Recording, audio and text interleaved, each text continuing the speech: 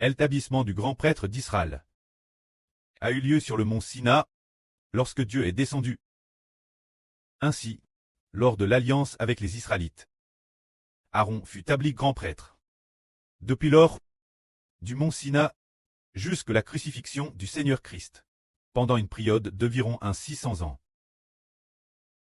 Durant ces 600 ans, les descendants d'Aaron, nation après nation, ont été grands prêtres pendant pas moins de 600 ans.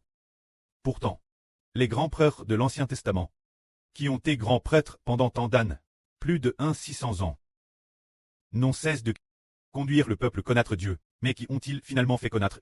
Finalement, ils ont fait en sorte que le peuple adore des idoles, la nation d'Israël, si l'on compte de Mose au Seigneur Christ, soit environ 600 ans, a eu une histoire constante d'idolâtrie.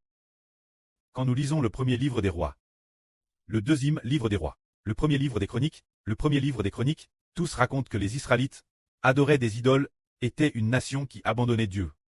Les Israélites, en adorant des idoles et en abandonnant Dieu, on provoque la colère de Dieu maintes reprises, au point qu'il envoie des armes trangres pour détruire Israël. Frères et sœurs, vous pouvez voir ainsi le pastorat des grands prêtres de l'Ancien Testament envers le peuple de Dieu. Jusqu'à quel point les ont-ils guidés? Ils les ont guidés au point que, finalement, le peuple a abandonné Dieu. Le peuple a reconnu Baal comme Dieu. Le peuple a reconnu le veau d'or comme Dieu. Le peuple a reconnu toutes sortes d'idoles comme leur Dieu.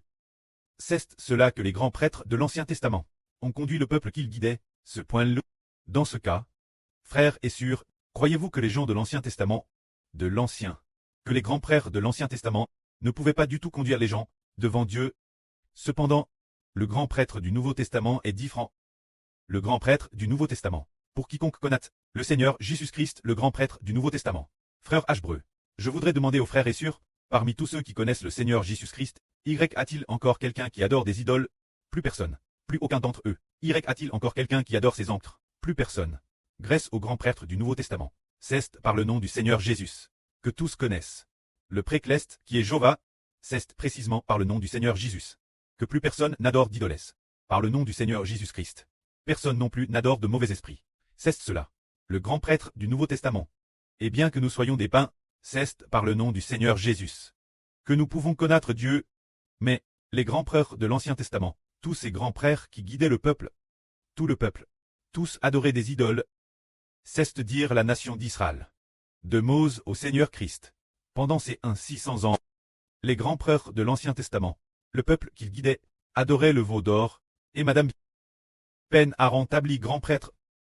Mose et monte sur le mont Sina. Pour rencontrer Dieu, Aaron à lui-même fabrique le veau d'or. Pour que le peuple l'adore, alors un tel grand prêtre devrait amener les gens servir Dieu et l'adorer. Mais, le grand prêtre à lui-même, sous la pression du peuple dit, Mose est sur la montagne depuis 40 jours. Nous ne savons pas où il est allé. Fais-nous plus un Dieu pour nous conduire, conduis-nous. Alors, Aaron, cause de la grande pression du peuple, Aaron le grand prêtre prit l'initiative de fabriquer un veau pour que le peuple l'adore. Ainsi, les descendants d'Aaron, croyez-moi, qui se sont succédés comme grands prêtres, n'ont pas pu conduire le peuple devant Dieu. Ils ont tous, finalement, conduit les gens vers les idoles. C'est pourquoi le grand prêtre de l'ancienne alliance a été aboli, pour établir une nouvelle alliance, établissant Jésus-Christ comme grand prêtre. Alors, celui qui a créé toutes choses avec le prêtre, qui connaît le prêtre, qui est le fils unique du prêtre, est-ce qu'il a le pouvoir de conduire les gens sous le nom de son prêtre, pour devenir les enfants de son prêtre? Bien est-ce que oui. C'est ainsi que le grand prêtre de la nouvelle alliance peut seul conduire les gens devant Dieu.